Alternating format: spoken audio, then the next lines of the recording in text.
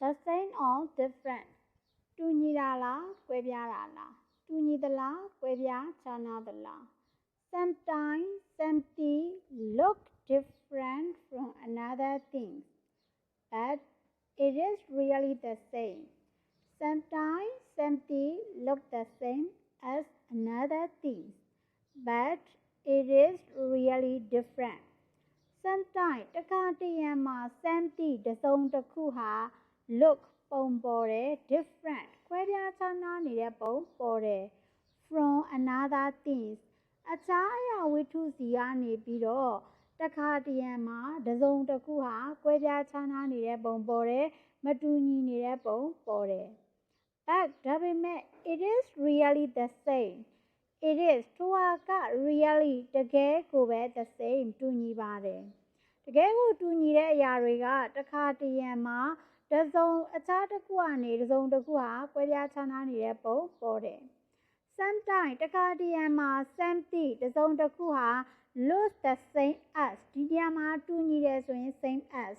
ကွဲပြားခြားနားတယ်ဆိုရင် different from နဲ့သုံးထားတာကိုသတိပြုရမယ်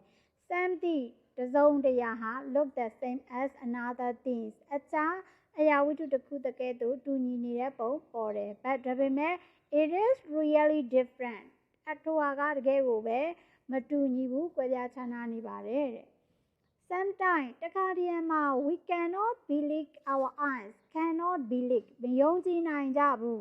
our eyes ငါတို့ရဲ့မျက်လုံးတွေကိုငါတို့ကမယုံကြည်နိုင်ကြဘူး Look at the tunnel in the first picture tunnel ဆိုလိုင်းကောင်းကိုကြည့်ပါ in the first picture ပထမရုပ်ပုံကချက်ထဲကလိုင်းကောင်းကိုကြည့်ပါတဲ့ We are standing ငါတို့ကရက်နေကြတယ် at the entrance ဝင်ပေါက် entrance ကဝင်ပေါက်အဝင်ဝမှာငါတို့ကရက်နေကြတယ် that is ဆိုလိုတာက where we go in ငါတို့ဝင်သွားမယ့်နေရာအဝင်ပေါက်မှာရက်နေကြတယ် figure 1ကတို့ရဲ့ရှင်မှာလိုင်းကောင်းကြီးတစ်ခုပေါ့နော် tunnel ကြီးတစ်ခုရှိပြီးတော့တို့ကအဲ့ဒီအပေါက်ဝမှာရက်နေတယ်လို့သဘောထားကြည့် We can see the other end we can see ကျွန်တော်တို့ကမြင်နိုင်တယ်ငါတို့ကမြင်နိုင်တယ် the other end အဆုံးတစ်ဖက်ကိုမြင်နိုင်တယ်အဆုံးအလားတခြားဘက်ကအစွန်းကိုမြင်နိုင်တယ်အဲ့တခြားဘက်ကအစွန်းဆိုတာ where we came out ငါတို့ထွက်သွားမယ့်နေရာဖြစ်တဲ့တခြားဘက်ကအစွန်းကိုမြင်နိုင်ပါတယ်တဲ့ The entrance အဲ့ဒီဝင်ပေါက်က look ပုံပေါ်တဲ့ much bigger ဆိုရင်ပိုကြီးတာ much bigger ဆိုအများကြီးကြီးတဲ့ပုံပေါ်နေတယ်တဲ့ Then the other end အခြားအစွန်းတစ်ဖက်တဲ့အများကြီးကြီးတဲ့ပုံပေါ်နေတယ် If we go through a tunnel လိုင်းကောင်းတစ်ခုကိုကျွန်တော်တို့ကဖြတ်သွားတယ်ဆိုရင် we find တွေ့ရမှာက that the ends are the same side အဲ့ဒီလိုင်းကောင်းကြီးကိုတို့ကဖြတ်သွားတယ်ဆိုရင် the ends အဆုံးနေအဲ့ဒီအဆုံးဟိုဘက်အဆုံးဒီဘက်အဆုံးပြောတာ the ends အများကိုပြောတာ ends အဲ့ဒီအဆုံးတွေက are the same side တူညီတဲ့အရွယ်အစားတွေရှိတယ်တူညီတဲ့အရွယ်ပမာဏတွေရှိတယ်တူညီကြတယ်ပေါ့နော် size တွေတူညီကြပါတယ် one is not bigger than the other တစ်ခုကအခြားတစ်ခုတည်းပိုမကြီးပါဘူး they are the same size သူတို့ကတူညီတဲ့အရွယ်အစားတွေဖြစ်ကြတယ်။ဒါမှအဲ့နှစ်ပိုက်ကိုပြန်ဖတ်ပေးမယ်နော်။ဒီခေတ်မှာ translate လုပ်တယ်ဆိုတာကမခက်ပါဘူး။ကျောင်းသားတွေလည်း Google Lens တွေဟလား Google Translate တွေကနေပြီးတော့သွားပြီးတော့ဘာသာပြန်ကိုကြည့်လို့ရတယ်။ဒါပေမဲ့ဘယ်ဟာကဘယ်ကဲ့သို့ဖြစ်တယ်ဘယ်ဟာကဘယ်ကဲ့သို့ဖြစ်တယ်ဆိုတာကကြတော့ဆရာမတွေရှင်းပြတဲ့အခါပို့ပြီးတော့နားလည်တာဖြစ်တဲ့အတွက်ကြောင့်ဒီ recording ကိုလုပ်ပေးတာဖြစ်တယ်ဒီ video file clip ကိုလုပ်ပေးတာဖြစ်တယ်နောက်တစ်ခုက zoom နဲ့ line မကောင်းတဲ့ကလေးတွေအတွက်ရည်ရွယ်ပြီးတော့လုပ်ပေးတာဖြစ်ပါတယ် the same or different sometimes something look different from another things စာလေးတွေဖတ်တဲ့အခါမှာအဖြတ်အတောက်ကလေးတွေနဲ့ဖတ်ရပါမယ် but it is really the same sometimes something look the same as another thing but it is really different Sometimes we cannot believe our eyes. Look at the tunnel in the first picture. We are standing at the entrance. That is, Soluraga, where we go in. We can see the other end, where we go out. Diniyama, we are standing at the entrance. The entrance go to a niyamolo, where ne pian biro piotara. We go in. Ngaru windome about. We can see the other end. Acha asun, below acha asun leso, the other end go pian biro.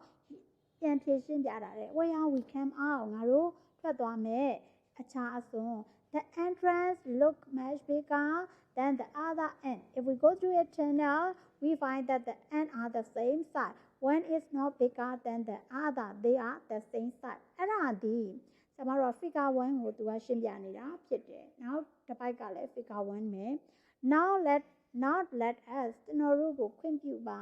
Let me go home ဒီလိုပဲ Let us turn around ပြန်လှည့်ခွင့်ပြုပါကျွန်တော်တို့ကိုပြန်လှည့်လိုက်တော့မယ်နော် Look through the tunnel from the other end ကျွန်တော်တို့ဟိုဘက်အဖြူလေးရှိနေတဲ့ဘက်ကိုရောက်သွားပြီလို့သဘောထား Look through ဖြတ်ပြီးတော့ကြည့်မယ် the tunnel ဥမင်လိုင်ကောင်းကိုဖြတ်ပြီးတော့ကြည့်မယ် from the other end အခြားအဆုံးဘက်ကနေပြီးတော့ဥမင်လိုင်ကောင်းကိုပြန်ပြီးတော့ကြည့်လိုက်မယ်ဆိုရင်တဲ့ Now we find that ငါတို့ကတွေ့ရမှာ that ဆိုတာလို့ငါတို့ကအဲ့လိုတွေ့ရမှာဘယ်လိုတွေ့ရမလဲဆိုရင် the end near us ငါတို့နဲ့နီးတဲ့အစုံပိုင်းက load bit ကြီးတဲ့ပုံပေါ်နေတာကိုတွေ့ရမှာဟိုဘက်ကနေပြီးတော့လှည့်ပြီးတော့ဒီဘက်ကိုကြည့်ရင်လည်းဟိုဘက်ကကြီးတယ်ဒီဘက်ကသေးတယ်ဆိုပြီးတော့ပုံပေါ်နေတာကိုတွေ့ရမှာလို့ပြောတာ the other end looks small တခြားဘက်အစုံကသေးတဲ့ပုံပေါ်နေတယ်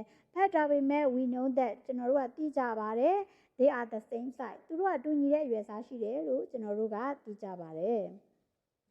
အဲ့ဒီဘိုက်ကလေးကိုပြန်ဖတ်ပေးမယ်Now let us stand around and look through the tunnel from the other end. Now we find that the end near us look big. The other end looks small, but we know that they are the same size. Okay, အဲ့ဒါဒီ figure 1 ကိုပြောတာ။ကျွန်တော်တို့အခု figure 2ကိုကြည့်မယ်။ figure 2ကိုကြည့်တဲ့အခါမှာသူကဒီပကြီးကားရဲ့သဘောတရားနဲ့အပြင်ကသဘောတရားကိုနှိုင်းယှဉ်ပြထားတာဖြစ်တယ်။ဖတ်ရအောင်။အပြင်ကသဘောတရားကြည့်မယ်ဆိုကျွန်တော်တို့ကကားပြတင်းပေါက်နားမှာထိုင်ပြီးတော့ကားတစ်စီးကိုစီးသွားတဲ့အခါမှာကားပြတင်းပေါက်နားမှာထိုင်သည်ဖြစ်စေယထာစီးသွားတဲ့အခါယထာပြတင်းပေါက်နားမှာထိုင်သည်ဖြစ်စေအဲ့ဒီကမြင်ကွင်းပေါ့နော် view ပေါ့ကျမတို့ကအဲ့လမ်းမီးတိုင်လေးကနေပြီးတော့သွားတယ်ဆိုလို့ရှိရင်လမ်းမီးတိုင်လေးကကိုကားသွားတာတော့ကိုကားသွားနာပဲဒါပေမဲ့လမ်းမှာရှိတဲ့မီးတိုင်တွေကဝေးမှာကျန်ခဲ့တယ်အဝေးမှာကျန်ခဲ့တယ်လို့ထင်ရတဲ့ဒီသဘောတရားလေးကိုသူကရှင်းပြတာဖြစ်တယ်Things that are near us seem big. Things အရာဝတ္ထုတွေ that are near us ငါတို့နဲ့နီးတဲ့အရာဝတ္ထုတွေက seem big ရှိတဲ့ပုံပေါ်နေတဲ့ Things that are not near us seem small တို့နဲ့မနီးတဲ့အရာဝတ္ထုတွေကဟလား Things that are not near us seem small ငါတို့နဲ့မနီးတဲ့အရာဝတ္ထုတွေကသေးတဲ့ပုံပေါ်တယ် Look at the lamppost in the scan picture. Figure 2လို့ခေါ်တဲ့ scan picture ဒုတိယပကြီးကားချက်တဲ့ဒုတိယရုပ်ပုံတွေက lamppost လမ်းမီးတိုင်တွေကိုကြည့်ပါတဲ့We know that ငါတို့ကသိပါတယ် one lamppost is just the same as another ဒါကတို့ရဲ့ပြင်ပကသဘောတရားကိုပြောတာ We know that ငါတို့ကသိတယ် one lamppost လမ်းမီးတိုင်တစ်ခုက is just the same as another အချက်တစ်ခုနဲ့တူတယ်ဆိုတာသိတယ် They are equally high အမြင့်ကလည်းအတူတူပဲလမ်းမီးတိုင်လေးစိုက်ထားရင်အရွယ်အစားအမြင့်အတူတူပဲဒါပေမဲ့ဒီပကြီးကားထဲမှာဆိုရင်တော့တဲ့သူကပြောထားတာဒါပေမဲ့ the artist who drew the pictureဒီရုပ်ပုံကားချက်ကိုဆွဲထားတဲ့အနုပညာရှင်ကတော့ has not made them all the same size has not made them ဆိုတာ lamppost တွေကိုပြောတာ lamppost တွေကို has not made them သူတို့ကိုမလုပ်ထားဘူး all the same size သူတို့အားလုံးကိုတူညီတဲ့အရွယ်အစားဖြစ်အောင်မလုပ်ထားပါဘူးတဲ့ he has made the first one big သူကပထမအဆုံးတစ်ခုကိုကြီးအောင်လုပ်ထားတယ် the second one ဒုတိယတစ်ခုကို a little smaller အနည်းငယ်ပိုသေးအောင်လုပ်ထားတယ်And the next one stay a little more smaller နောက်တစ်ခုကိုတော့ခုနက smaller ဆိုတော့သူကခုနကရှေ့ကတစ်ခုက scan က a little smaller ဆိုရင်သူက the next one မှာကျတော့ the next one stay a little more smaller ပို့ပြီးတော့သေးငယ်အောင်လုပ်ထားတယ် The ones that are the farthest away အဝေးဆုံးကအကောင်တွေကတော့အဝေးဆုံးက lamppost တွေကတော့ are the smallest အသေးဆုံးပဲဖြစ်တယ်တဲ့ When these moved awayအရာဝတ္ထုတွေကရွေ့သွားတဲ့အခါမှာ they look smaller သူတို့ကပိုသေးတဲ့ပုံပေါ်တယ် When these came nearer အရာဝတ္ထုတွေကနီးလာတဲ့အခါမှာ they look bigger ပိုပြီးတော့ကြီးလာတဲ့ပုံပေါ်ပါတယ်တဲ့ဒါဆိုရင်ဒီ first paragraph ဒီ first scan third fourth ဟလား first paragraph ဒီ figure 2ကိုပြောထားတာဖြစ်တယ်ဒါလေးကိုပြန်ဖတ်ကြည့်မယ် Things that are near us seem big things that are not near us seem small Look at the lamppost in the scan picture. We know that one lamppost is just the same as another. They are equally high, but the artist who drew the picture has not made them all the same size. He has made the first one big, the second one a little smaller, and the next one must stay a little more smaller.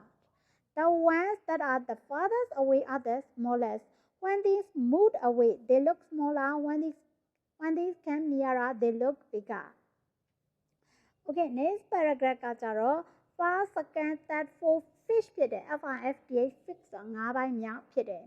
Now look at the drawing ဆိုတော့ရုပ်ပုံတွေကိုကြည့်မယ်တဲ့ Look at the lines in the third picture ဒါဒီ figure 3ကိုပြောတာစမဟိုဘက် figure 3ကိုသွားလိုက်ပါမယ် Look at the lines in the third picture 3ပုံမြောက်ပေါ့နော်ပကြီးက3ပုံမြောက်က lines တွေကိုကြည့်ပါတဲ့ What is long ကဘယ်ကရှိသလဲ A or B A လား B လား Do not measure မတိုင်းတာပါနဲ့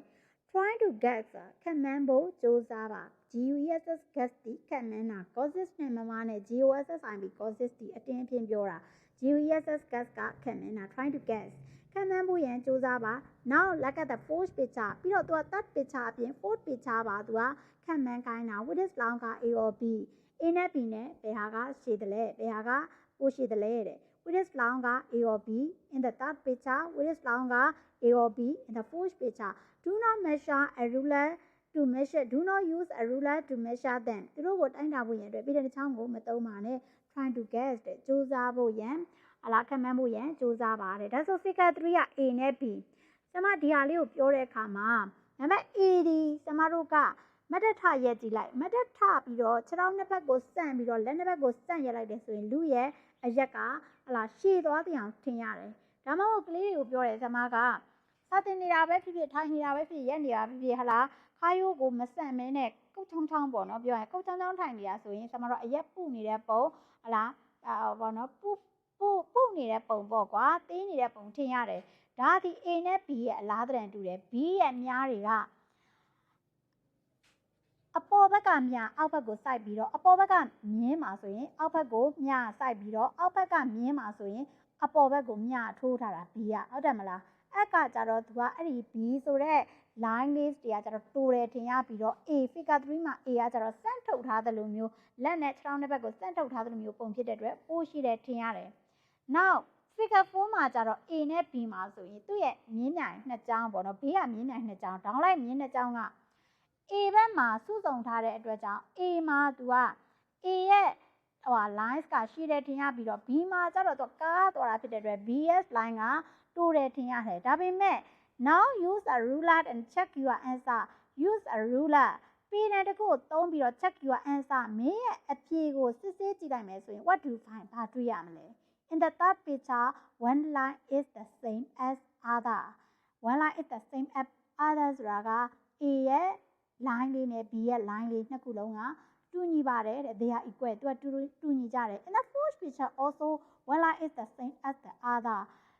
စတုထမြောက်ပုံမှာလည်းပဲမြင်းတစ်ကြောင်းနဲ့တစ်ကြောင်းကတူညီကြပါတယ် in the fourth picture also one line is the same as the other they are equal to သူတို့ကလည်းပဲတူညီကြတယ် our eyes saw something that was not true ငါတို့မျက်လုံးတွေကမမှန်ကန်ခဲ့တဲ့အရာတွေကိုမြင်ခဲ့ရတယ်တဲ့ it was false ဒါမှားခဲ့တယ် why did our eye tell us lie ဘာကြောင့်မို့ကျွန်တော်တို့ရဲ့မျက်လုံးတွေကကျွန်တော်တို့ကို lie မှုသားတွေကိုပြောရတာလဲတဲ့ဒါဆိုရင်ကျွန်မက figure 3နဲ့ figure 4ဒီခုနက paragraph နှစ်ခုကသူက figure 3နဲ့ figure 4ကိုပြောတာဖြစ်တယ် first paragraph second paragraph third paragraph fourth paragraph fifth paragraph နဲ့ sixth paragraph က figure 3နဲ့ 4ကိုပြောတာဖြစ်တယ်ကျွန်မပြန်ဖတ်ပြမယ် now use a ruler and check your answer အခုပြည်နယ်တစ်ခုကိုသုံးလိုက်ပါပြီးတော့ check your answer မင်းရဲ့အဖြေကိုစစ်ဆေးလိုက်ပါ what do you find in the third picture one line is the same as the other they are equal in the fourth picture also one line is the same as the other they are equal to လဲပဲဟာလား also လဲပဲ our eyes saw something that was not true it was false why did our eyes tell us lies now look at picture 5 and 6 picture 5 and 6 are figure 5 နဲ့ figure 6ကိုပြောတာ which way do the line in the fifth picture bend inward or outward ကျမတို့ကဒီ figure 5မှာဆိုလို့ရှိရင်မြင်းနေရဟလားဒီ figure 5ဆိုလို့ရှိရင်အတွင်းဘက်ကိုကွေးသွားတယ်လို့ကျမတို့မျက်လုံးကပြောတယ် figure 6ဆိုရင်ဟလားအပြင်ဘက်ကိုကွေးနေတယ်လို့ထင်ရတယ်ဒါအမှန်တရားပဲကျမတို့ဒီတိုင်းပြည်တယ်ကိုမသုံးဘူးဆိုရင်ကျမတို့ဒီတိုင်းပဲမြင်တာအခုလည်းပဲမြင်တော့မယ် which way do the lines in the fifth picture bend inward or outward figure 5ထဲကဟလား9ခုမြောက်ပကြီးကားတွေက ban ကွေးတာက inward or outward အတွင်းဘက်လားအပြင်ဘက်လားတဲ့ do not use a ruler ပေတံတစ်ချောင်းမသုံးပါနဲ့哦 use only your eyes and answer မင်းရဲ့မျက်လုံးကိုပဲသုံးပြီးတော့ an answer ဖြေပါတဲ့ how about the lines in the sixth picture number figure 6ကဟလား6ပုံမြောက်ကမြင်းချောင်းနေရတော့တဲ့ which way do they bend သူတို့ဘယ်ကိုကွေးတာလဲ inward or outward အတွင်းလားအပြင်လားတဲ့ now use a ruler အခုတော့ပေတံတစ်ချောင်းကိုသုံးလိုက်ပါနောက်တစ်ပိုက်ကအခုတော့ပေတံတစ်ချောင်းကိုသုံးလိုက်ပါ place it behind the lines behind the lines ဆိုတော့မြင်းချောင်းတွေကိုထိုဟာနဲ့တားလိုက်ပါဆိုထိုဟာမှာမြင်းချောင်းတွေနဲ့တားကြည့်လိုက် in each of those picture ဒီ picture အသီးသီးက lines တွေထဲမှာမြင်းချောင်းတွေကိုတားကြည့်လိုက်ပါတဲ့ what do you find မင်းပါတွေ့ရတယ်လေ they are all the same သူတို့အားလုံးကအတူတူပဲ they are all straight သူတို့အားလုံးကအဖြောင့်နေဖြောင့်ထားတဲ့သူတို့အားလုံးဖြောင့်တန်းကြတယ် they do not bend သူတို့မကွေးကောက်ပါဘူး did our eyes stare at the truth တို့ရဲ့မျက်လုံးတွေကငါတို့ကိုအမှန်တရားကိုပြောခဲ့သလားတဲ့ no they didn't did NOD not ကို DIDN apostrophe APOS TROPH လို့ခေါ်တယ် apostrophe T နဲ့ရေးထားတော့ they didn't သူတို့ကမပြောခဲ့ကြပါဘူး they told us lie သူတို့ကမှုသားတွေကိုသာပြောခဲ့ကြပါတယ်ဒါသည် the same or different ရဲ့ translate နဲ့ရှင်းပြတာဖြစ်တယ်အဲဆိုရင်စမကဒီ paragraph မှာဆိုရင် FIRST first SECOND second THIRD third FOURDH fourth FIFDH fifth SIXDH six နော် SEVNDH seven EIGHDH eight ဘယ်နှပိုင်းရှိလဲဆို10ပိုင်းရှိတယ်10ပိုင်းထဲမှာကလေးတွေများတဲ့ဟာရှင်ပြန်မေးလို့ရပါတယ် Now look at picture 5 and 6 which way do the line in the with picture bend inward or outward do not use a rulers use only your eye and answer how about the lines in the sixth picture ဒီနေရာမှာလဲ figure 5 figure 6လို့မသုံးမဲနဲ့ fig တို့6တို့သုံးထားတယ်ဒီဟာတွေဒီသူက birthday date တွေတို့ century တို့အရေးအတွက်တွေကိုသုံးတဲ့အခါမှာ9ချိန်မြောက်10ချိန်မြောက်ဒါတွေကိုသုံးတဲ့ဟာတွေဒီ uses တွေကိုလည်းသိရမှာဖြစ်တယ် first second third fourth fifth 6 7 8 9 10 etc နော်အဲ့ကကြတော့စမဘယ်အတန်းကိုလဲတော့မသိဘူးဒါကိုတက်တင်ပေးထားတယ်နော်အဲ့တင်ထားတဲ့ video file ကလေးလေးလည်းပြန်ပို့ပေးပါမယ် which way do they bend inward or outward inward အတွင်းဘက်လား outward အပြင်ဘက်လား now use a ruler place it behind the lines in each of those pictures what do you find they are all the same they are all straight they do not bend did our eyes stare at the truth no they didn't they was lies okay ဒါဆိုရင်တော့ရှင်ဒီအထမတန်းပေါ့နော်အထမတန်း G7 စနစ်ဟောင်းတဲက lesson 1 unit 1 the same or different read the passage ပေါ့နော်ဒီ passage တစ်ခုလုံးကို translate လုပ်တာနဲ့ဆရာမရှင်းပြတာနဲ့ပြီးတော့ပါပြီဒီထဲမှာမရှင်းတဲ့ pocket တွေရှိတယ် grammar ထားသူကိုမသိလိုက်တာမျိုးရှိမယ် translate ပိုင်းရမသိလိုက်တာမမိလိုက်တာမျိုးရှိမယ်ဆိုရင်အချိန်မီလာမေးလို့ရပါတယ်ဆရာမရဲ့ဒီ video clip ကို Telegram ကပို့မှာလည်းဖြစ်တယ်လို့ဆရာမရဲ့ page မှာတင်မှာလည်းဖြစ်တယ်လို့ YouTube မှာလည်းတင်မှာဖြစ်ပါတယ်ဒါကြောင့်မို့လို့အဆင်ပြေတဲ့နေရာကနေတော့ကြည့်လို့ရပါတယ်တစ်ခါတရံမှာကျတော့ Telegram ထဲမှာအတန်းမပါတာဖြစ်တဲ့အတွက်ကြောင့်ဆရာမ YouTube မှာတင်တာဖြစ်ပါတယ်နောက်တစ်ခုကကျတော့ဒီ exercises နဲ့နောက် extended language use grammar လေးတွေပါဆက်ပြီးတော့တင်သွားပေးပါမယ်ဆရာမကတင်ပြီးသွားတာ Zoom နဲ့တင်ပြီးသွားတာကတော့သူက